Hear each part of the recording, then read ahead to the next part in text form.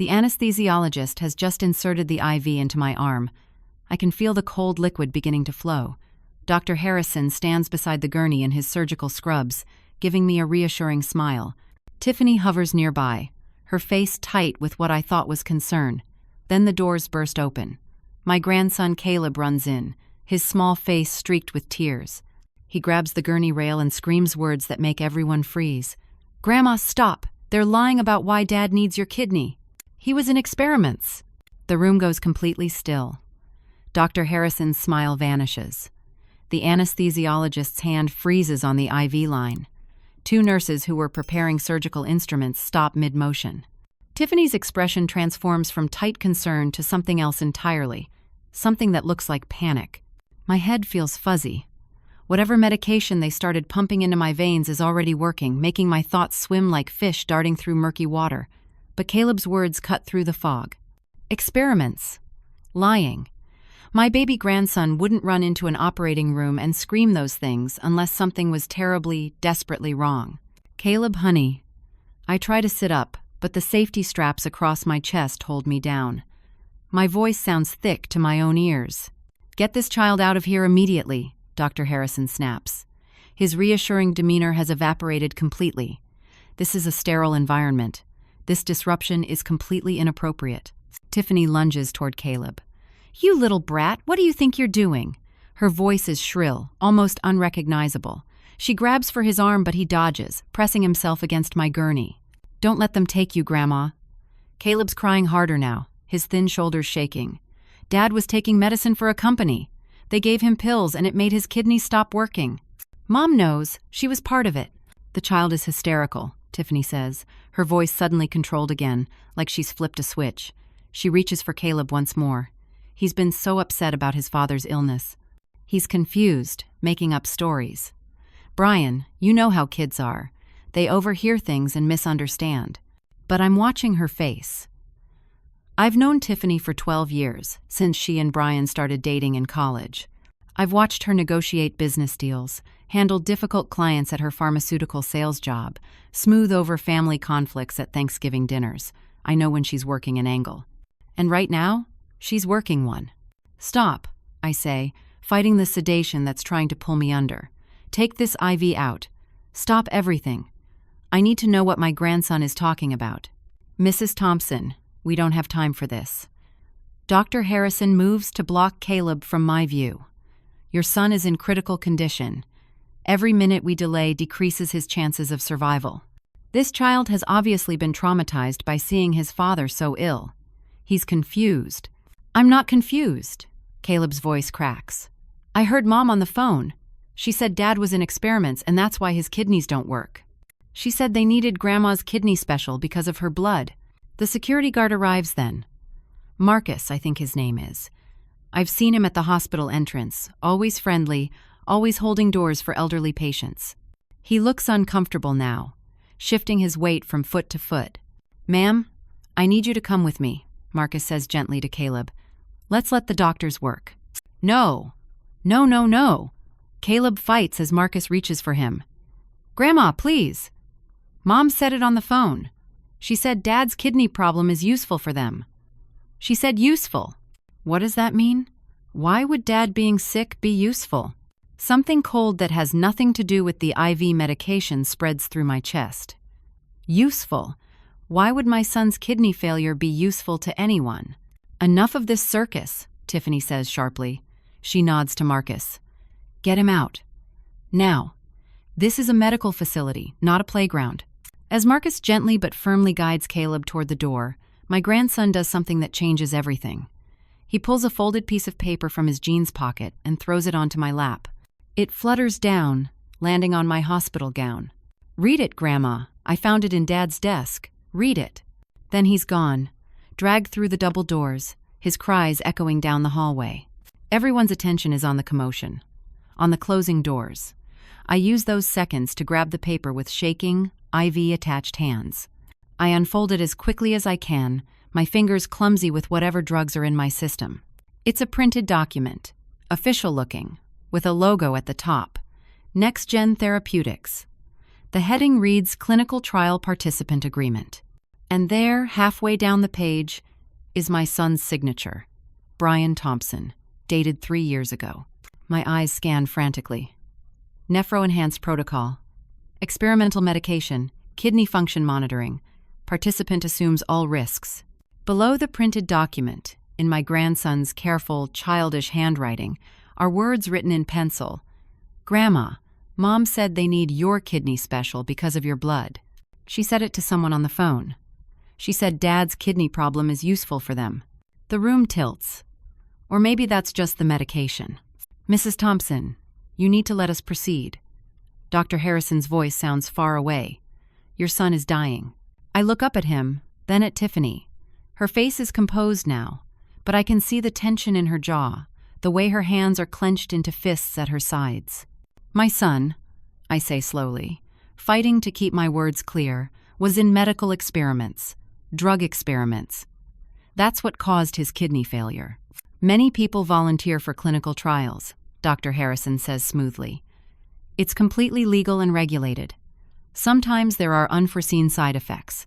That's the risk participants accept. But right now, in this moment, your son needs help. He needs your kidney. Then why didn't anyone tell me? My voice is getting stronger, anger burning through the sedation fog. Why didn't Brian tell me? Why didn't you tell me, Tiffany? We didn't want to worry you, Tiffany says. Her voice is soft now, conciliatory. Brian felt guilty about the trial. He didn't want you to know he'd taken money to be a test subject. You know how proud he is. How much money? The question seems to catch her off guard. What? How much money did they pay my son to destroy his kidneys? That's not important right now, Dr. Harrison interjects. What's important is that we have a very narrow window to perform this transplant. Please, Mrs. Thompson, let us save your son. I look at the paper in my hands, at my grandson's desperate scrawl. Useful. Dad's kidney problem is useful for them. Something is very, very wrong here. With strength I didn't know I still had, I reach down and rip the IV from my arm. Blood wells up from the puncture site. A nurse gasps. I'm not doing this surgery, I say clearly, until someone tells me the complete truth about what happened to my son. They move me to a consultation room 30 minutes later. I'm still in my hospital gown, barefoot, with a bandage on my arm where the IV was. Doctor. Harrison sits across from me, along with Tiffany and a woman who introduces herself as Dr. Linda Westbrook, hospital administrator. They all wear expressions of concerned patience, like I'm a confused old woman who needs gentle handling. I'm 63 years old. I'm not confused. Mrs. Thompson, Dr. Westbrook begins, her voice professionally warm. I understand you have concerns. Let me assure you that everything regarding your son's medical treatment has been completely above board. Tell me about the clinical trial. Dr. Harrison opens a folder. Brian volunteered for a pharmaceutical study 3 years ago. NextGen Therapeutics was testing a new medication designed to improve kidney function in patients with early-stage disease. All participants were fully informed of potential risks. They signed extensive consent forms. They were monitored regularly. Clearly, the monitoring wasn't adequate if my son's kidneys failed. Clinical trials occasionally have unexpected outcomes, Dr. Westbrook says. That's the nature of medical research. We're testing new treatments precisely because we don't yet know all the effects. Brian understood those risks when he enrolled. Did he understand his kidneys might completely fail? That he'd need a transplant? Uncomfortable silence.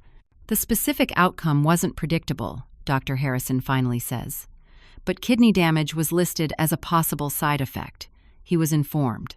I turned to Tiffany. You knew about this. You work in pharmaceuticals. You must have known the risks. Her eyes fill with tears. Real tears or manufactured ones? I can't tell anymore. I supported Brian's decision. We needed the money, Holly. We needed it for Caleb's private school, for the house payments. Brian thought he was helping our family by risking his health. We didn't think it would actually hurt him. Her voice breaks. The trial was supposed to be safe. They said the medication was in late-stage testing, that it had passed all the preliminary safety checks. How were we supposed to know? You could have told me. Any time in the last 3 years, you could have told me what was happening. Brian didn't want you to worry. He didn't want you to think less of him for taking money to be a test subject. Tiffany reaches across the table, trying to take my hand. I pull away. Holly, please. What's done is done. Brian is sick. He needs your help.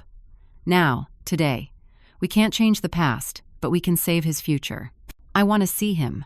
I want to hear this from Brian directly. Dr. Harrison and Dr. Westbrook exchange glances. Your son is very weak, Dr. Harrison says. He's been moved to intensive care. His condition is too fragile for visitors right now. I'm not a visitor. I'm his mother. And I'm supposedly about to give him a piece of my body. I think I have the right to speak to him. He's sedated, Dr. Westbrook adds. He wouldn't be able to have a coherent conversation. Then wake him up.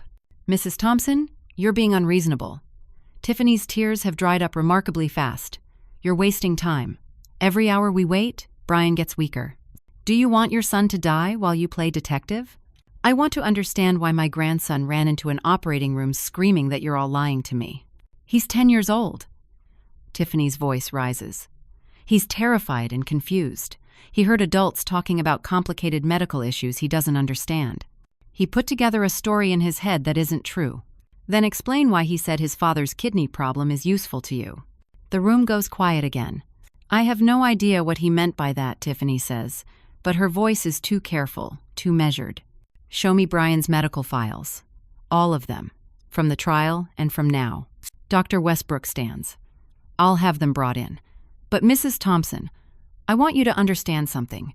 Your son is at 8% kidney function. That's critical. The dialysis is barely keeping him stable.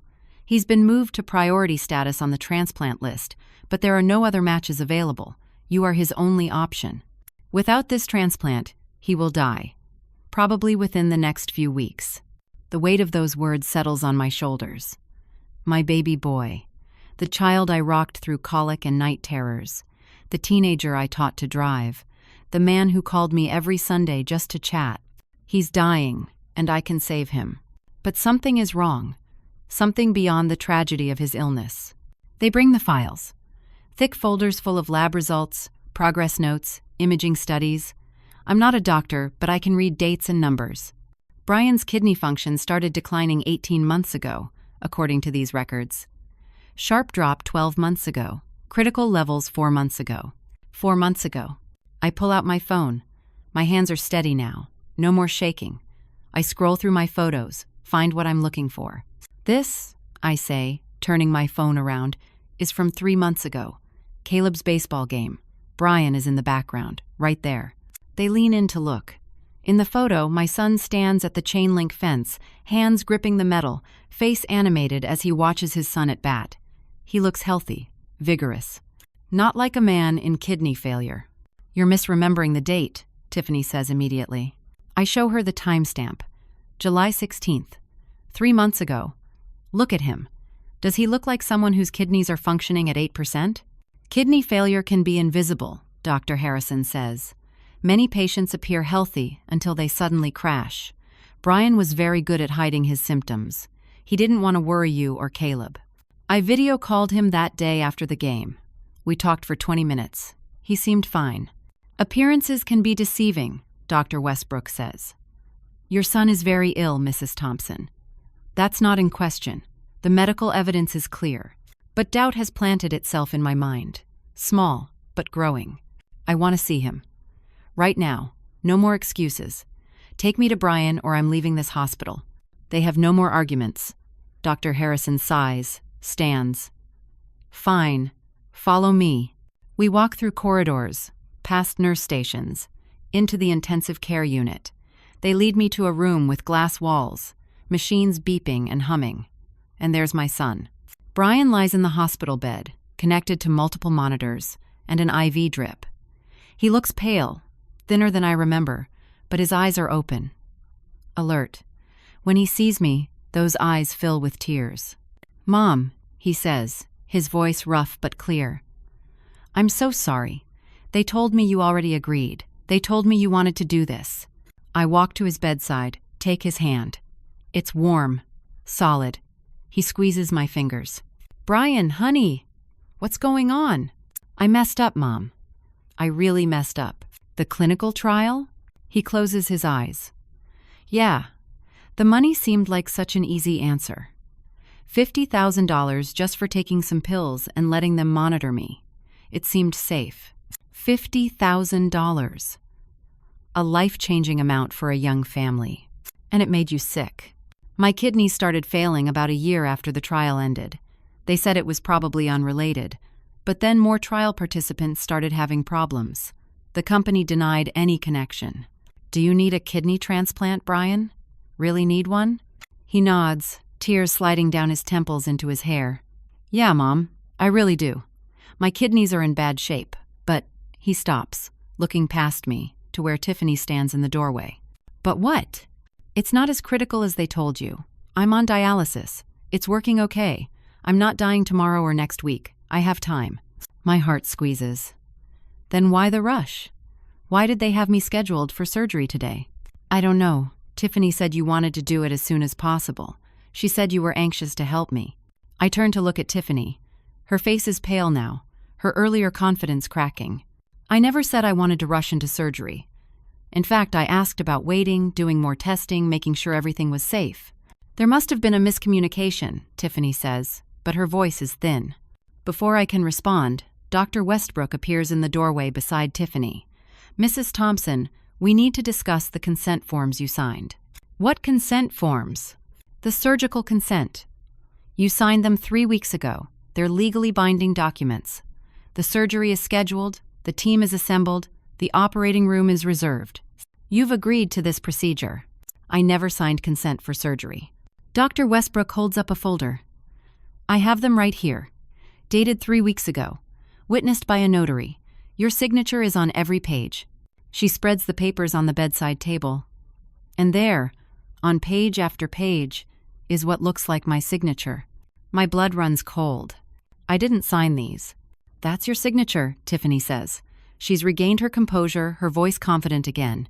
You signed them at our house, when you came for dinner, remember?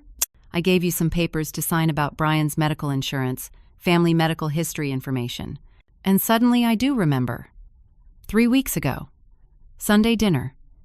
Caleb was having a meltdown about his math homework, crying at the kitchen table. Tiffany pushed some papers in front of me while I was trying to comfort my grandson. Just some insurance forms, she'd said. They need family medical histories. Sign at all the tabs. I'd been distracted, rushing, trying to help Caleb and get ready to leave. I'd signed without reading carefully. Those weren't insurance forms, I whisper. They were consent forms for organ donation, Dr. Westbrook says calmly, legally executed and notarized. Mrs. Thompson, you've agreed to this transplant. The paperwork is valid. I was deceived about what I was signing. That's fraud. You'll have to prove that, Dr. Westbrook says, which will require lawyers, investigations, testimony, time. Your son doesn't have unlimited time, Mrs. Thompson. The question you need to ask yourself is, do you really want Brian to die while you fight over paperwork? Brian makes a sound in his bed, something between a sob and a protest. Mom, I didn't know. I swear I didn't know she'd trick you into signing. Be quiet, Brian, Tiffany snaps. You're too sick to understand what's happening. But I'm watching my son's face. He looks guilty, ashamed, but not surprised. You knew, I say slowly. Maybe not about how she'd get the signatures, but you knew something wasn't right about this whole thing. Mom, please, his voice breaks. I really do need your kidney. I'm really sick, but Tiffany has been. He stops, looks at his wife with something like fear in his eyes. Has been what? Nothing. Never mind. I'm just confused. The medications make me confused. He's lying. My son is lying to me, and I don't know why. I need some air, I say. I need to think. I walk out of the room, past Tiffany and Dr. Westbrook, through the ICU. Nobody tries to stop me. Maybe they think I'm just going to the waiting room, that I'll come back, that maternal guilt will override my instincts. I make it to the parking garage, fumble for my keys. My hands are shaking again, but not from medication this time. From anger, from fear. That's when I see her. Tiffany, standing by her car 3 spaces from mine. She has her phone pressed to her ear, her back to me. I freeze behind a concrete pillar. She's suspicious, but we have the consent, Tiffany says into the phone. Her voice carries in the concrete space. Yes, the kidney is viable. I verified her blood work myself. The genetic markers match perfectly. Genetic markers? They'll pay the full amount once we deliver. Brian's condition is useful cover, but we need to move fast before she lawyers up. The old woman won't know what her kidney is really being used for until it's too late. My blood turns to ice. No, he won't say anything. He's too scared of losing everything.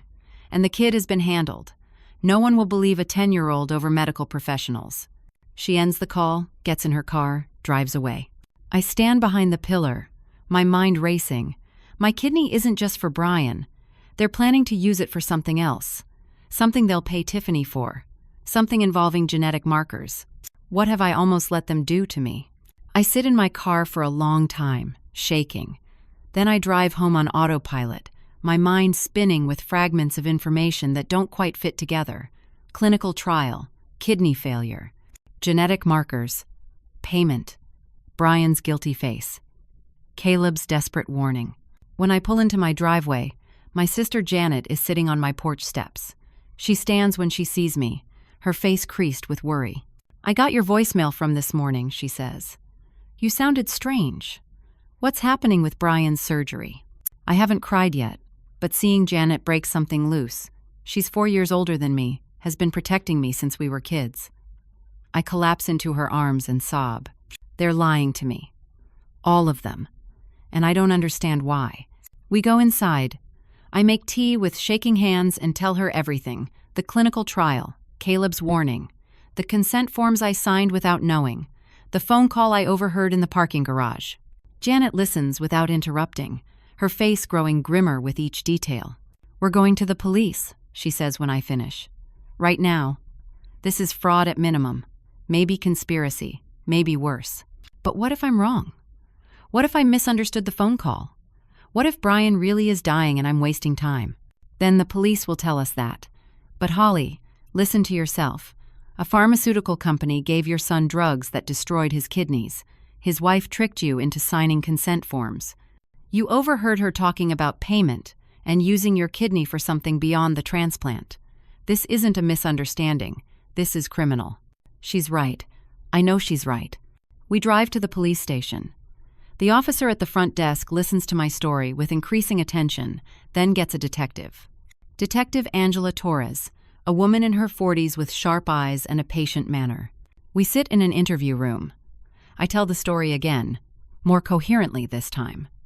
Detective Torres takes notes, asks clarifying questions. "So your son was enrolled in a clinical trial for a company called Next Gen Therapeutics?" "Yes. 3 years ago. And he developed kidney failure as a result?" "That's what he said. He told me other trial participants had problems too."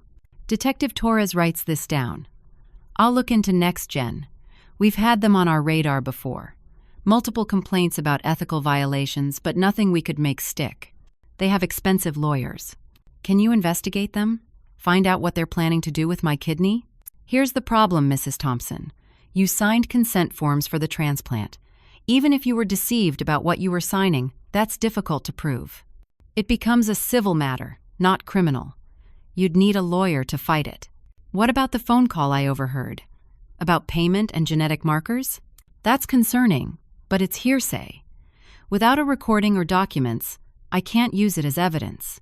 Do you have any proof of what your daughter-in-law said?" I shake my head, feeling hopeless.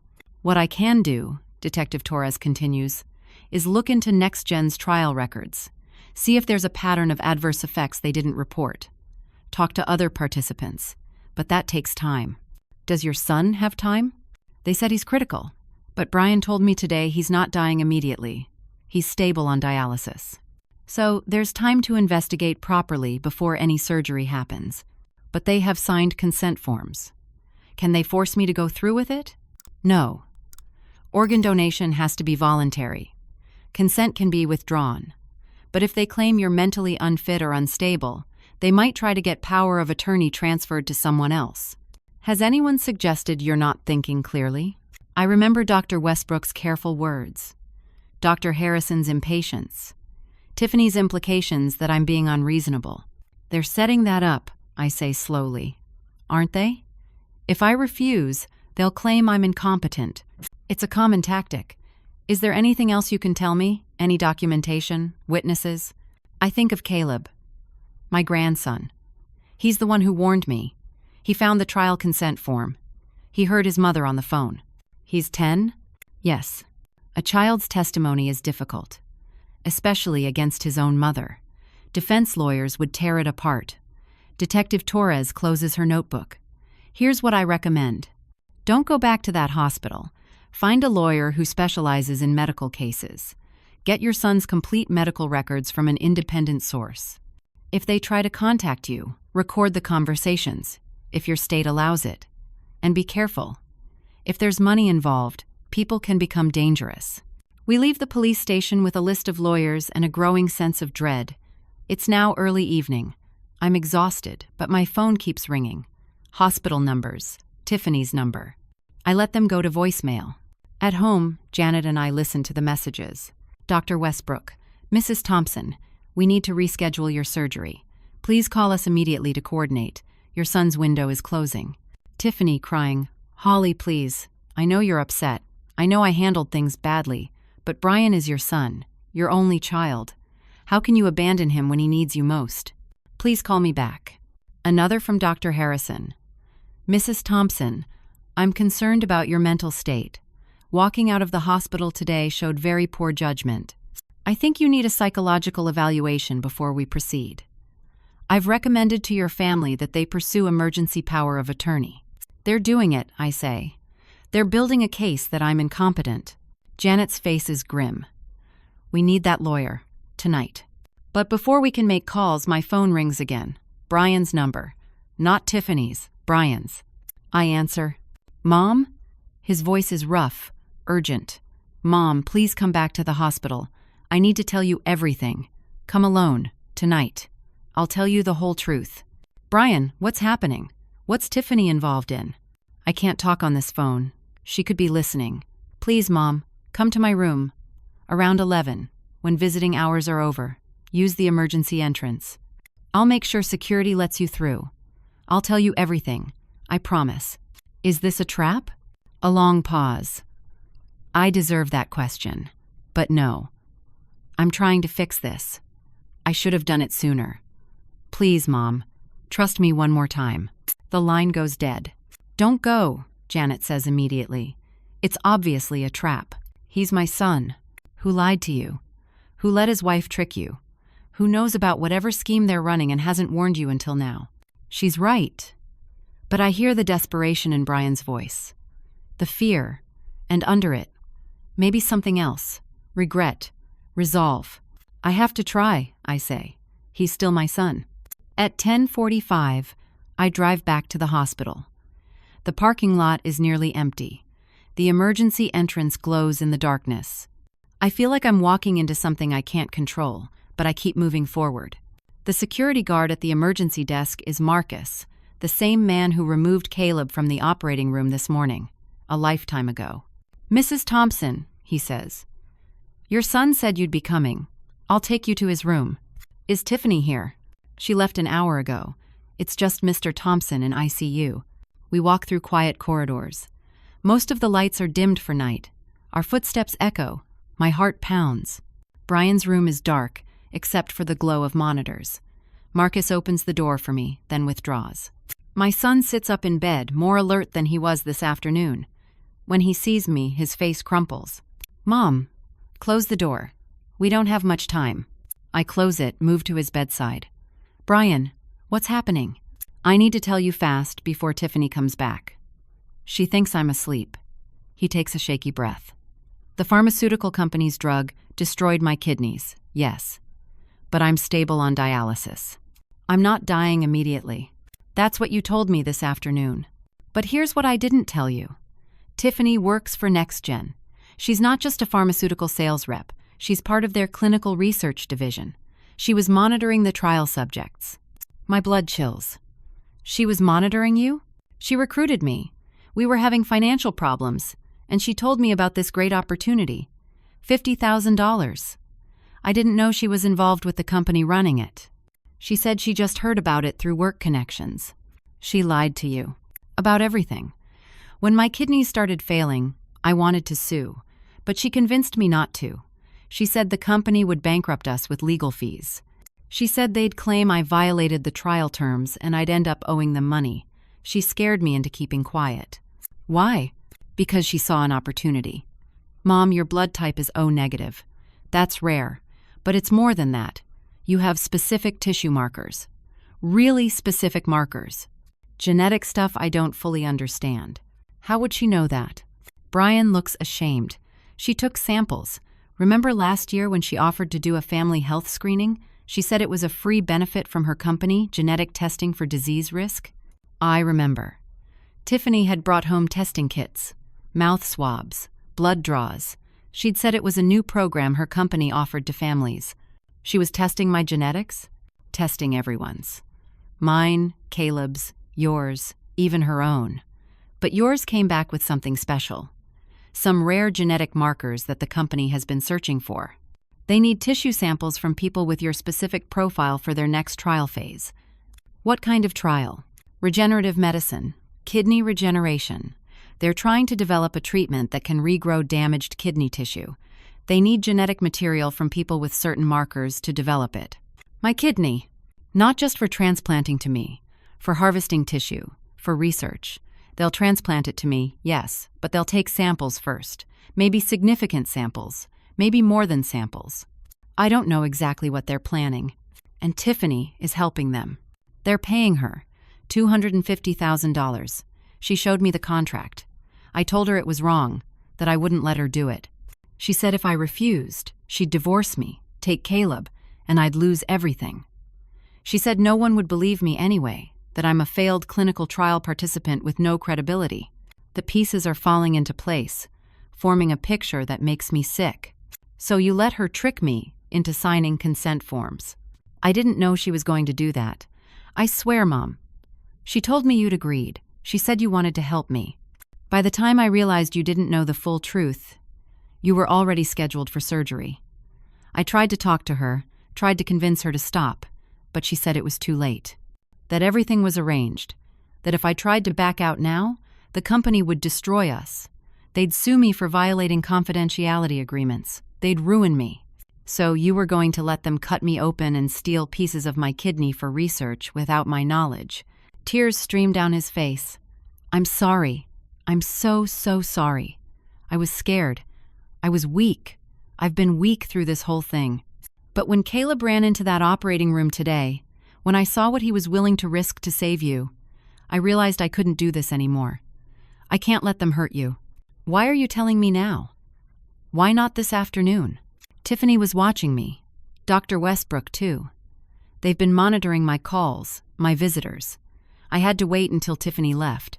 I had to make sure we were really alone. And we are? I think so. But Mom, you need to leave. Now. Don't come back. Don't trust anyone. At this hospital. Dr. Westbrook is being paid by NextGen too. She's facilitating everything. Before I can respond, the door opens. It's not Tiffany. It's Dr. Westbrook, with 2 orderlies behind her. Mrs. Thompson, she says calmly, we've been looking for you. There's been a change in your son's condition. We need to perform the surgery immediately, tonight. The orderlies move into the room. No, I say. Brian just told me everything. I know what you're planning. I'm not giving you my kidney. I'm afraid you don't have a choice. You signed consent. The surgery is happening. One of the orderlies reaches for my arm. I jerk away. Brian, tell them. Tell them what you told me. But when I look at my son, his face has gone blank, carefully neutral. Mom, what are you talking about? I've been asleep. You just got here. My world tilts. Brian? You're confused, Mom. You're so stressed about my illness that you're imagining things. No. You just told me. About Tiffany. About NextGen. About the payment. Mrs. Thompson, you're having an episode, Dr. Westbrook says gently. Your son has been sedated all evening. He couldn't have had a conversation with you. He's right here. Brian, tell them. But my son just looks at me with sad, pitying eyes. He's betrayed me again. Whatever courage brought him to call me, to tell me the truth, it's evaporated. Or maybe it was never real. Maybe this was the trap all along. Don't touch me, I say as the orderlies move closer. I'm leaving. I'm not consenting to anything. "Security is outside," Dr. Westbrook says. "You're not going anywhere. We have concerns about your mental stability. You're being held for evaluation." "You can't do that. I'm not mentally ill. I'm being set up." That's exactly what someone having a psychiatric episode would say. The orderlies grab my arms. I scream. Brian turns his face away. And as they drag me from the room, I see Tiffany standing in the hallway, her phone in her hand, a small smile on her face. She was listening the whole time. She knew Brian was talking. She let it happen. Because now they can claim I'm paranoid, delusional, making up conspiracy theories. They've trapped me perfectly. They put me in what they call a private observation room in the psychiatric wing. It has a bed, a chair, a bathroom, and a locked door. Through the small window, I can see a security guard posted outside. I've been here for 2 hours. It's now 1:30 in the morning. They tried to give me medication. "Something to help you calm down," the nurse said. I refused. She left it on the small tray table, 2 white pills in a paper cup. I'm not taking anything they give me. My purse was taken for safekeeping. My phone, my keys, my wallet, everything. I have nothing but the clothes I was wearing and my racing thoughts. I think about Brian's face when he denied everything. Was any of it real?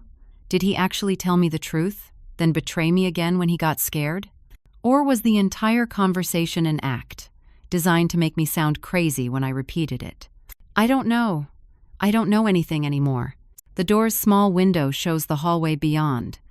I watch nurses pass, an orderly pushing a cart, everything quiet and efficient in this late-night hospital world.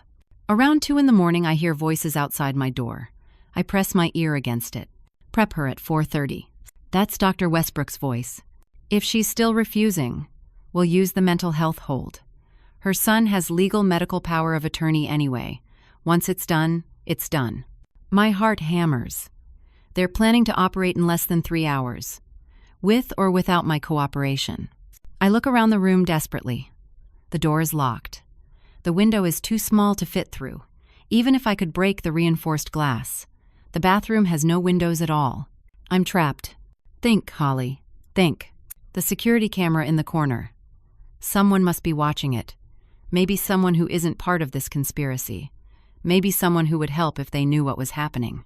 I position myself directly in front of the camera and speak clearly, looking straight into the lens. My name is Holly Thompson. I'm 63 years old. I'm being held in this room against my will. I'm not mentally ill. I'm not having a psychiatric episode. I'm a victim of a conspiracy involving next-gen therapeutics, Dr. Linda Westbrook, and my daughter-in-law, Tiffany Thompson. They're planning to perform surgery on me without real consent. They want to harvest tissue from my kidney for medical research, and they're paying my daughter-in-law $250,000. I overheard her on the phone making these arrangements. I take a breath. Continue.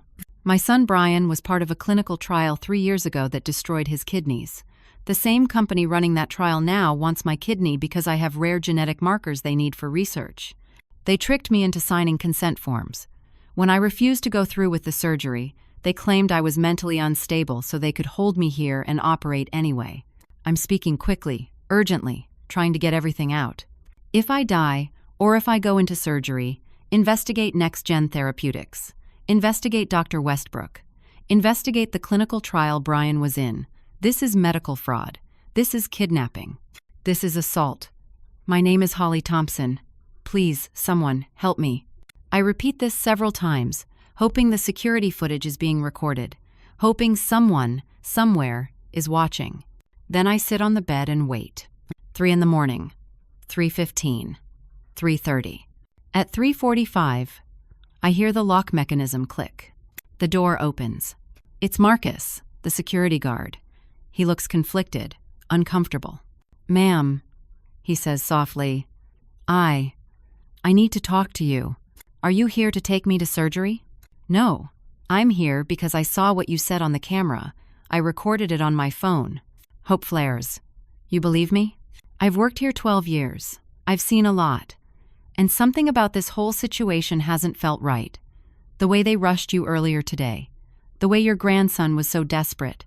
The way everyone is so insistent on this surgery happening immediately." He shifts his weight. I've also heard rumors about Dr. Westbrook, about pharmaceutical companies paying her under the table to facilitate things. Can you help me get out? He struggles visibly. I could lose my job. I could be arrested for helping a detained patient escape. They're going to perform surgery on me in 45 minutes. Please. If I help you, and you're actually having a psychiatric break, if your son really does need that kidney and you're just paranoid, then you can tell everyone I overpowered you. I'm 63 years old. I doubt anyone will believe it, but it's a cover story. He makes a decision. There's a staff exit near the laundry on this floor. I can get you there, but you have to move fast. Once they realize you're gone, security will lock down all exits. Thank you. Thank you so much. He leads me out of the room, down a corridor away from the main psychiatric wing. We pass laundry rooms, storage areas, employee break rooms. Everything is quiet. Most of the staff is on other floors. We reach a heavy door marked staff only. This leads to a stairwell, Marcus says. Take it down to the ground floor. The door opens into an alley behind the hospital. Your car is in the main lot, right? Yes. You'll have to run for it. Once you're out, drive away and don't come back. Get a lawyer. Go to a different hospital. Don't trust anyone here. He swipes his badge. The door unlocks. I really hope I'm doing the right thing, he says. You are. I promise you are. I slip through the door into the stairwell. The door closes behind me with a soft click. I run down the stairs as fast as I can, my feet slapping on concrete. 1 floor, 2 floors, 3 floors, ground level. The exit door has a crash bar. I push through it into the cool night air. The alley is dark, lit only by a single security light. I can see the parking lot maybe 50 yards away. My car is there somewhere. I start running. I'm halfway to the parking lot when I hear footsteps behind me. Running footsteps. Mrs. Thompson, stop. I don't look back. I run harder, my lungs burning. I reach the parking lot, frantically looking for my car. There, 3 rows over. I sprint toward it, fumbling for keys I don't have because they took my purse. The footsteps are getting closer. I reach my car. No keys. No phone. No way to call for help. A hand grabs my shoulder. I spin around, ready to fight. It's not hospital security. It's Tiffany. Behind her are 2 men in dark suits. They don't look like hospital staff. They look like corporate security. Maybe worse. Holly, Tiffany says, her voice calm, almost gentle. Let's be reasonable. We can do this the easy way or the hard way. Your son does need a kidney. You're just making this harder than it needs to be. He told me everything. About NextGen, about the payment, about what you're really planning to do. Brian is sedated and confused. He doesn't know what he's saying. I heard you on the phone in this parking lot yesterday. You said my kidney was valuable because of genetic markers. You said you'd be paid once you delivered it. You said Brian's kidney problem was useful cover. Her face doesn't change. You're having delusions. I'm not. And when this all comes out, when the police investigate, when they find the paper trail, you're going to prison. There is no paper trail. And no one will believe a mentally unstable woman over established medical professionals and a legitimate pharmaceutical company. She nods to the men behind her. Let's get her back inside. They move toward me. I back against my car, trapped again. Then headlights flood the parking lot. A car screeches into the space beside mine. The driver's door flies open. It's Janet. Get away from my sister. Behind her car, another vehicle pulls up. Detective Angela Torres steps out, her hand on her weapon. NextGen representatives, step back. Now. Tiffany's face goes pale. The suited men stop advancing. How did you? Tiffany starts. Marcus called me, Detective Torres says. Sent me the security video of Mrs. Thompson's statement. Explain the situation. I've been looking into NextGen all evening. Found some very interesting information, including multiple complaints about coerced organ harvesting from trial participants' families. Janet pulls me away from my car, wraps her arms around me. I've been parked near the hospital all night. I knew something would happen. I wasn't letting you face this alone. More police cars arrive. Lights flash red and blue in the darkness. Tiffany Thompson, you're being detained for questioning, Detective Torres says. Same with your associates. Mrs. Thompson, You're coming with us to make a formal statement." Tiffany's composure finally breaks. "You don't understand. Brian needs that kidney. He's dying. Then he can get on the legitimate transplant list, like everyone else," the detective says, "not through fraud and coercion." As they lead Tiffany away, she turns to look at me. "I was trying to help him, my husband, the father of my child. You were never going to miss that kidney tissue. They were going to save your son and advance medical research. Why couldn't you just cooperate?" "Because you lied to me," I say, "about everything, and I won't let anyone cut into my body based on lies." I spend the rest of the night and most of the next morning at the police station, giving statements, answering questions, explaining everything from the beginning. Detective Torres records it all. Other detectives join, take notes, ask follow-up questions. Around noon, I'm finally allowed to leave. Janet drives me home. I'm so exhausted I can barely think, but my mind won't let me rest. "What happens now?" I ask. The detective said they're investigating. NextGen, Dr. Westbrook, Tiffany, everyone involved. But these things take time. "What about Brian? Is he really dying?" "We'll find out the truth. But Holly, you need to rest. You've been through trauma." At home, I shower, change into clean clothes, try to eat something but can't. Every time I close my eyes, I see Tiffany's face in that parking lot, Brian's betrayal in his hospital room. My phone rings. The police returned it to me. It's a number I don't recognize. "Mrs. Thompson?" A woman's voice. "This is Attorney Sarah Brighton. Detective Torres gave me your number. She suggested you might need legal representation." We talk for an hour. She explains my options, the process, what charges might be filed against whom. She agrees to represent me. "The consent forms are our biggest challenge," she says. "You did sign them. Proving you were deceived will be difficult." I was. I signed them thinking they were insurance forms.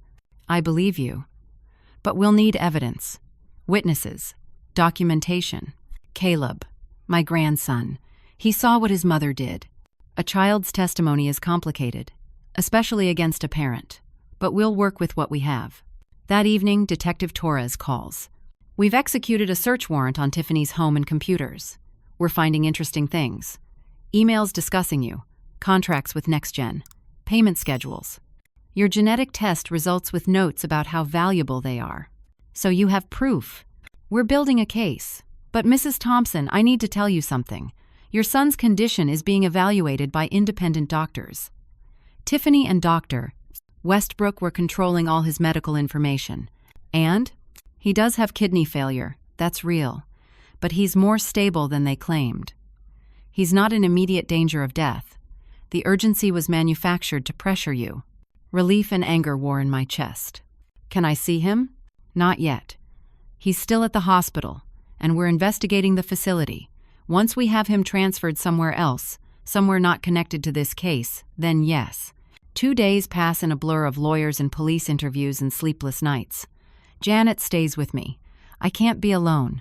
On the 3rd day, I get a call from Brian's number. I almost don't answer. "Mom?" His voice is rough, tired. "They moved me to County General, away from Dr. Westbrook. The police have been here. They questioned me for hours. I told them everything. Everything Tiffany did. Everything NextGen planned. I gave them all the documentation I'd been hiding. Why didn't you do that before?" I was scared. She threatened to take Caleb. Threatened to destroy me financially. Threatened to claim I'd been abusing her, get a restraining order so I couldn't see my son. I was trapped, Mom. Or I thought I was. But when they arrested her, when I saw what I'd almost let happen to you, I realized I'd rather lose everything than lose myself completely. You almost did lose everything. I know. I know I don't deserve your forgiveness, but I'm trying to fix it. I'm testifying against Tiffany, against NextGen, against everyone. I don't know what to say. Can I see Caleb? I finally ask. He's with Tiffany's mother right now, but I'm getting custody. The court agreed Tiffany is unfit. Caleb has been asking about you. He wants to see you. He thinks he's in trouble for running into that operating room. He saved me. Tell him he saved my life. I will. Mom, will you come see me? At the hospital? I'm still sick. I do need help, but I understand if you can't. I understand if you never want to see me again. I think about this. My son, my baby, who betrayed me, then saved me, then betrayed me again, then finally found his courage. I'll come, I say.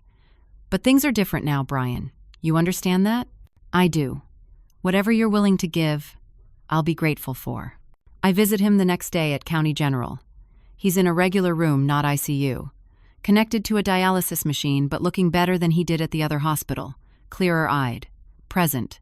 We talk for a long time about what happened, about why, about his fear and weakness, and the series of choices that led to this catastrophe. I failed you, he says. I failed Caleb. I failed myself. You did. But you also came forward in the end. Too late. Not too late. I'm here. I'm okay. And you stopped them. Barely. We sit in silence for a while. Will you still consider giving me a kidney? He asks quietly. Eventually, when all this is settled? I'm not asking for now. I'm just asking if it's possible. I don't know. I need time, Brian. I need to trust you again. I need to trust anyone again. I understand. Over the following weeks, the case develops. Next-gen therapeutics executives are arrested. Federal agencies get involved. Multiple victims come forward, people who'd been pressured or tricked into donating organs or tissue for research under false pretenses. The clinical trial Brian was in is exposed as poorly monitored, with dangerous side effects covered up. More participants come forward with kidney damage, liver damage, other problems. Dr. Westbrook is arrested for medical fraud and conspiracy. She loses her medical license. Tiffany faces multiple felony charges. Her lawyer negotiates a plea deal. She'll serve 18 months in prison and pay restitution. She loses custody of Caleb. Next-Gen Therapeutics faces massive lawsuits. The company files for bankruptcy. Through it all, Brian cooperates with investigators. He testifies in depositions. He provides documentation he'd secretly kept, insurance against Tiffany's threats. Caleb comes to stay with me for a while. Brian is released from the hospital to outpatient dialysis, but he's too weak to care for his son full-time yet. Caleb needs stability. My grandson and I plant tomatoes in my garden. We make cookies. We watch movies.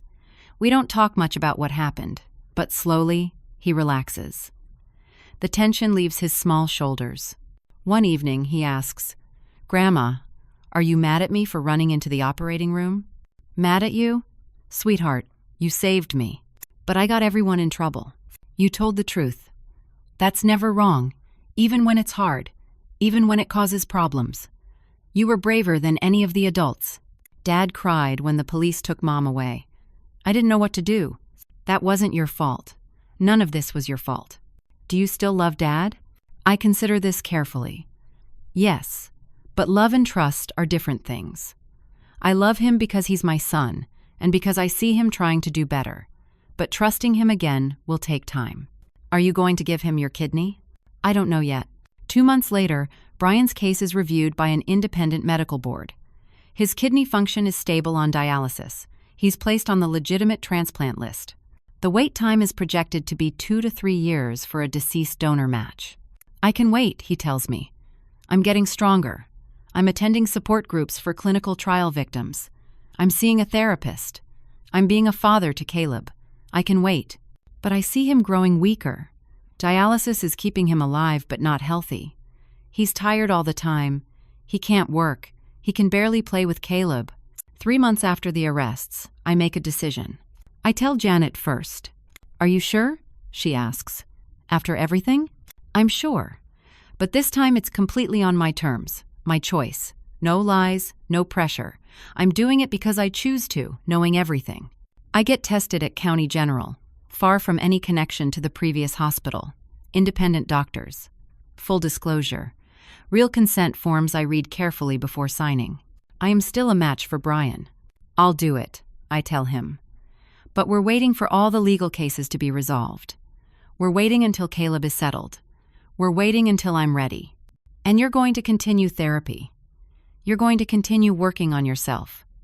This is a gift, Brian. It's not something you're owed. I know, Mom, I know. Thank you. I'll spend the rest of my life earning this. The surgery is scheduled for 6 months later, after Tiffany's trial concludes.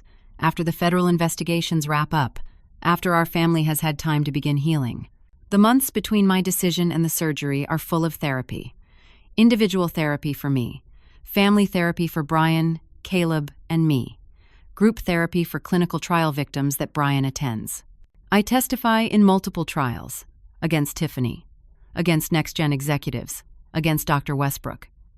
Each time, I tell my story. Each time, it gets a little easier and a little harder simultaneously. Easier because I've told it so many times the words flow automatically. Harder because I'm forced to relive the terror, the betrayal, the moment I realized my own family was trying to harm me. Tiffany's trial is the worst. I sit on the witness stand and describe overhearing her phone call. Describe the consent forms she tricked me into signing. Describe her coldness in the hospital, her manipulation. She sits at the defense table in a conservative suit, hair pulled back, makeup subtle. She looks nothing like the woman who coldly discussed selling my kidney tissue. Her lawyer tries to make me seem confused, unreliable. "Mrs. Thompson, isn't it true you were under significant stress during this period?" "Yes." "And stress can affect memory, can't it?" "I know what I heard. You claim my client discussed payment for your kidney on the phone, but you didn't record this conversation, did you?" "No." "So we only have your word that it happened, and the emails you found on her computer, and the contracts, and the payment schedule." The lawyer moves on quickly. Caleb testifies too, his small voice describing finding the clinical trial paperwork, describing hearing his mother on the phone, describing running into the operating room to save me. "I had to stop them," he says. "Grandma is my grandma. Nobody should hurt her." The jury looks moved. Tiffany is found guilty on most charges. She's sentenced to 18 months, gets credit for time served, will likely be out in a year with good behavior. It doesn't feel like enough, but the prosecutor tells me it's a significant victory. Medical fraud cases are hard to prosecute. You helped establish precedent for protecting organ donors from coercion. The next-gen executives face federal charges. Those trials will take years, but the company is bankrupt. Their research has been halted. Other participants from the clinical trial are receiving settlements. Brian gets a settlement too. $400,000 for kidney damage caused by inadequately tested medication. It's enough to secure Caleb's future, pay for his own medical expenses, and start over. "I'm giving half to a charity that helps clinical trial victims," he tells me. "I want something good to come from this." Dr. Westbrook's medical license is permanently revoked. She's serving 2 years in federal prison. The hospital where all this happened faces massive civil suits. Their insurance will pay millions in settlements. Through it all, Brian shows up. To therapy, to doctor appointments, to Caleb's school events, to Sunday dinners at my house. He's thinner than he used to be, moving slower. But there's something different in his eyes, something clearer. "I didn't know who I was before," he tells me one evening. "We're sitting on my porch watching Caleb play in the yard. I thought I was a good person who'd made a mistake, but I wasn't. I was a coward who kept making the same mistake over and over, choosing fear over integrity. And now? Now I'm trying to be someone worth saving." The surgery is scheduled for a Tuesday in March, 11 months after Caleb ran into that operating room, a lifetime ago. The night before, Caleb stays with Janet. Brian is already at the hospital, prepped and waiting. I spend the evening alone, thinking, am I making the right choice? After everything, should I really go through with this? But I realize something. This isn't about whether Brian deserves my kidney. It's about who I choose to be. Do I choose fear and anger? Do I let what happened poison the rest of my life? Or do I choose to move forward with intention, with clarity, with power over my own decisions? I choose the latter. The morning of surgery, I drive myself to the hospital. Janet meets me there. So does Detective Torres, who's become something of a friend through this process. "You're really doing this," the detective says. "I'm really doing it." "You're brave." "No, I'm just done letting other people's choices control my life. This is my choice. Mine." The pre-op process is different this time. Every step is explained. Every form is read aloud and discussed. My consent is verified multiple times. "Mrs. Thompson, do you understand you're donating a kidney to your son Brian Thompson?" "Yes." "Do you understand the risks involved?" "Yes." "Are you doing this of your own free will?" without coercion or pressure. Yes. Absolutely yes. In the prep room, Brian is brought in on a gurney. He's already sedated but conscious. When he sees me, tears leak from the corners of his eyes. Thank you, Mom, for giving me another chance. For giving me more than I deserve. This is love, Brian. Real love. Not obligation or manipulation. Love. I'm choosing to love you even though you hurt me. But you have to keep earning that choice every day. I will. I promise I will. The anesthesiologist approaches with my IV. For a moment, I'm back in that other operating room 11 months ago, Caleb bursting through the doors. Everything spinning out of control. But this is different. I'm in control now. I've made an informed choice. There are no lies, no hidden agendas, no secret conspiracies. Just a mother choosing to help her son. The anesthesiologist inserts the 4. The cold liquid flows. Count backward from 10, she says gently. 10, 9, 8. The world fades. When I wake up, it's hours later. Janet is beside my bed. Through the fog of anesthesia, I hear her say, "It went well. You're okay. Brian's okay. It's over." Relief washes through me. It's over. Recovery is long and difficult. Longer and more difficult than I expected. The first week, I can barely move without pain. Simple tasks like getting out of bed or walking to the bathroom leave me exhausted. I need help for everything. Janet stays with me. Caleb visits every day, bringing drawings from school, telling me stories to distract me from discomfort. Brian is recovering in a different wing of the hospital. The transplant took. His body isn't rejecting my kidney. His creatinine levels are improving. Color is returning to his face. I'm happy for him. But I'm also angry. Angry that I'm in this pain. Angry that it came to this. Angry at the months of fear and betrayal that led to this moment. My therapist tells me anger is part of healing. You can be glad you helped your son and still be angry about how you got here. Both things are true. She's right. 2 weeks after surgery, Brian is discharged. I'm still in the hospital, developing a minor infection that needs monitoring. He comes to visit before he leaves. "I have my life back," he says, "because of you. Use it well." I will.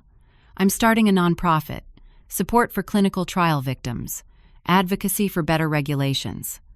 I want to stop other people from going through what we went through. That's good, Brian. That's healing. And I'm being a father. Really being one. Caleb needs me. I won't fail him again. 3 weeks post-surgery, I'm finally discharged. Janet takes me home. My house looks the same, but feels different. I'm different. I've lost a kidney. But I've gained something harder to name. Self-respect, maybe. The knowledge that I fought back, that I didn't let them break me, that I made my own choices in the end. Over the following months, I heal. Physically, the scars fade. Emotionally, therapy helps me process the trauma. I join a support group for organ donors. Hearing other people's stories, both positive and negative, helps me understand my experience isn't unique. Caleb continues living with me. Brian gets an apartment nearby, continues his recovery, sees his son every day. They're rebuilding their relationship. It's slow, careful work. Dad's different now, Caleb tells me one afternoon. We're baking cookies again, chocolate chip this time. He listens more. He's there more. People can change, if they want to badly enough. Do you forgive him, Grandma? I consider this. Forgiveness is complicated. I forgive him for being weak. I forgive him for being scared. Those are human things. But forgetting what happened? That's different. I'll always remember. And that's okay. 6 months post-surgery, Brian's nonprofit launches. Clinical Trial Victims Advocacy Network. He's partnered with other survivors, with medical ethicists, with lawyers. They're pushing for stronger regulations, better informed consent, more oversight. This is my penance, he tells me, and my purpose. Tiffany is released from prison after 13 months. She's required to stay away from Caleb per the custody agreement. She's not allowed to contact me. She moves to another state, starts over somewhere else.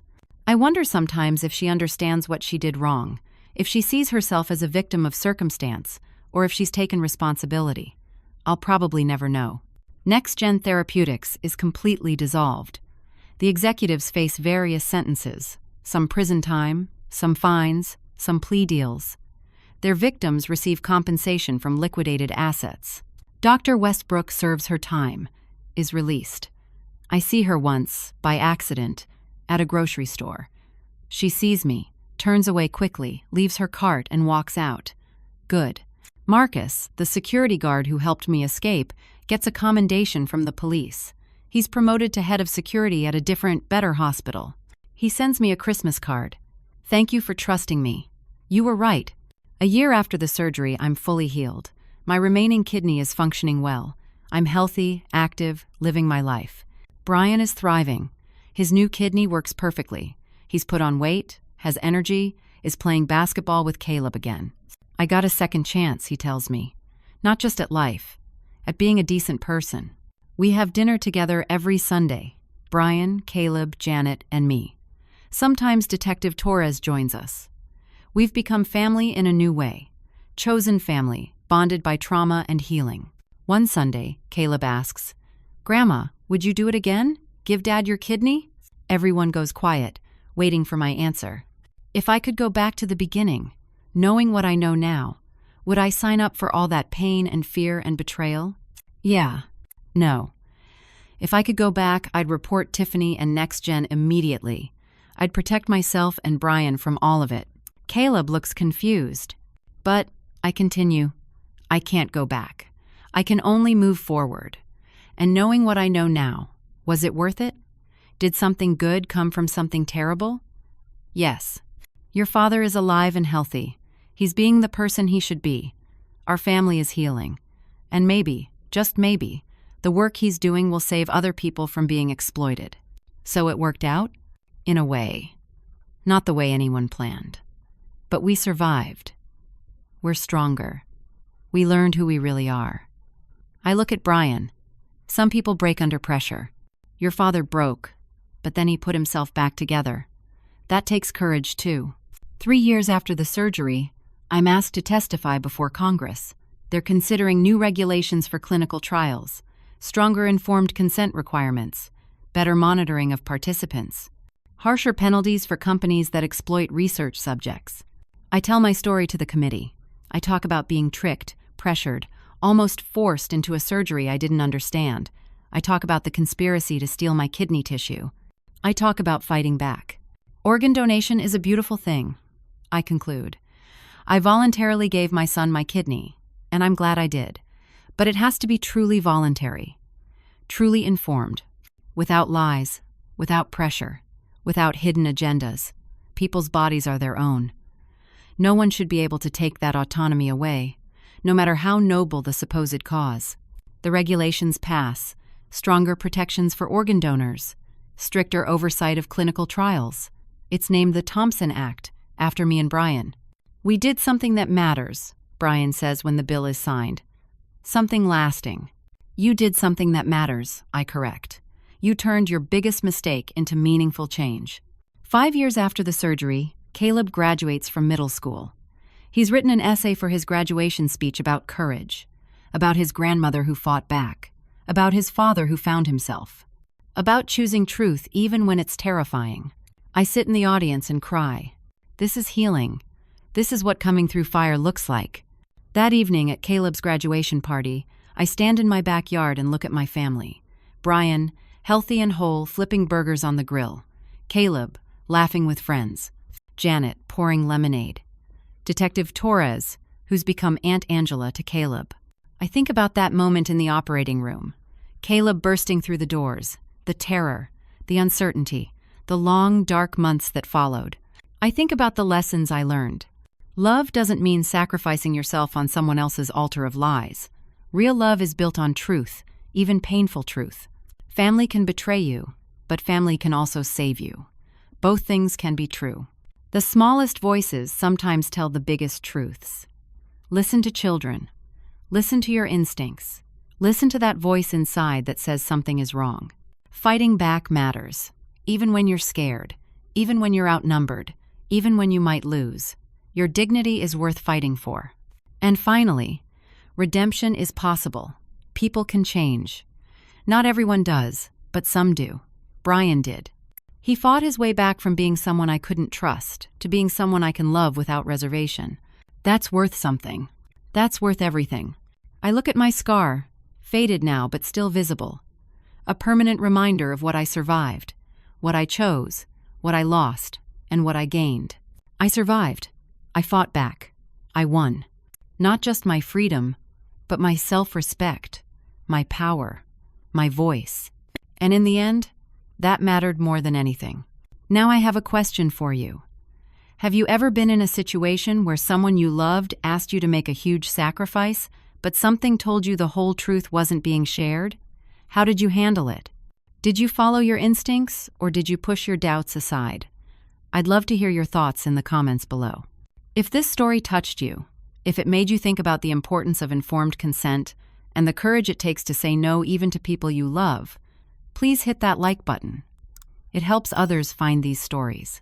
And if you want to hear more stories about ordinary people facing extraordinary challenges, about finding strength when everything seems lost, subscribe to this channel and turn on notifications.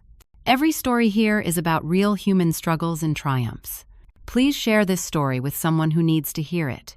Someone who's struggling with family pressure, someone who's being asked to give more than they should, someone who needs permission to trust their instincts.